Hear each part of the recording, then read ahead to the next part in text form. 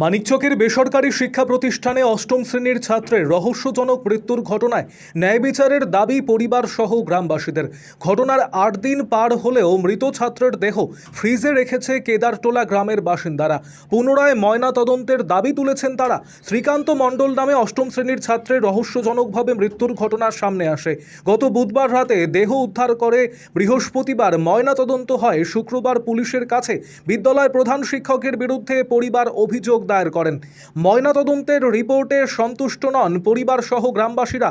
পুনরায় ময়নাতদন্তের দাবি এবং শিক্ষকের শাস্তির দাবি গ্রামবাসীদের। আরও আপডেট থাকতে আমাদের ভিডিও শেয়ার ও ফেসবুক পেজটিকে লাইক করে ফলো করে দিন।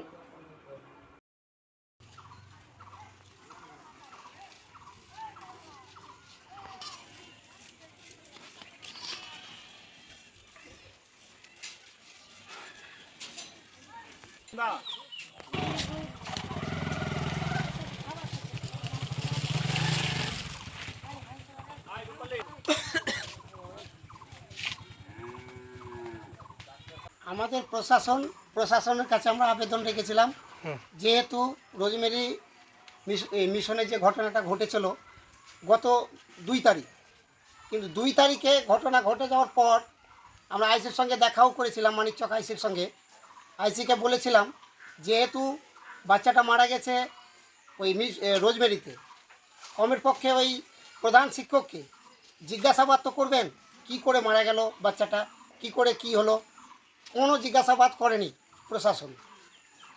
এর জন্যে আমরা খুব দুঃখিত, কারণ বারবার প্রশাসনের কাছে আইসির কাছে ছুটে গেছি আমরা, কিন্তু একই কথা বলেছে, আমাদের এভিডেন্স চাই। কিন্তু আমার দুঃখের বিষয়, এভিডেন্স এটাই তো এভিডেন্স যে বাচ্চাটা ওর স্কুলে মারা গেছে, তারপরে আর কোন এভিডেন্স হয়? একদম সম্পূর্ণভাবে জানি বাচ্চাটা এত ছোট বাচ্চা, এত কম বয়সের বাচ্চা এমনি মরতে পারে না। কোনো রকম টর্চারিং হয়েছে, আর কিছু হয়েছে, বা আমরা দাবি করছি প্রধান শিক্ষকই মেরেছে। তাহলে কারণ একটা রিপোর্ট ওরা তৈরি করেছে, পোস্টমর্টম রিপোর্ট, সেই রিপোর্টে কিন্তু আমরা সন্তুষ্ট নই। কি দেখিয়েছে আপনাদের? দেখেছেন রিপোর্ট? রিপোর্টটা দেখেছি, রিপোর্টটাতে লেগেছে হ্যাঙ্গিং, অর্থাৎ ফাঁসি লেগেছে, আত্মহত্যা করেছে। কিন্তু আমাদের ভূতনিবাসীর বিশ্বাস যে না, কোনো মতেই ফাঁসি লাগেনি, তাকে মারা হয়েছে। আমাদের দাবি যে পোস্টমর্টম রিপোর্টটা বেরিয়েছে, সেই রিপোর্টটা ভুল আমাদের মনে হচ্ছে। আমরা আশা রাখছি যে আমাদের লোকজন চেষ্টা করছে। কিভাবে রেখেছেন দেহটা? দেহটা ফ্রিজের মধ্যে রাখা হয়েছে। কদিন হলো আজ? আজ 2 তারিখ থেকে 1 সপ্তাহ হলো। 8 দিন পার হলো। আমরা সরকারের কাছে আপিল করেছি, রিমেডিকেল করব, তার জন্য আপিল করেছি। যদি মহামান্য আদালত সেই আপিল আমাদের মঞ্জুর করে, তাহলে পুনরায় আমরা রিমেডিকেল করব। মেডিকেলের করার পর আমরা তথ্যটা জানতে পারবো যে সত্যিকারই ঘটনাটা কি ঘটেছে। কারণ আমরা যে মেডিকেল রিপোর্টটা এসছে তাতে আমরা সন্তুষ্ট নই।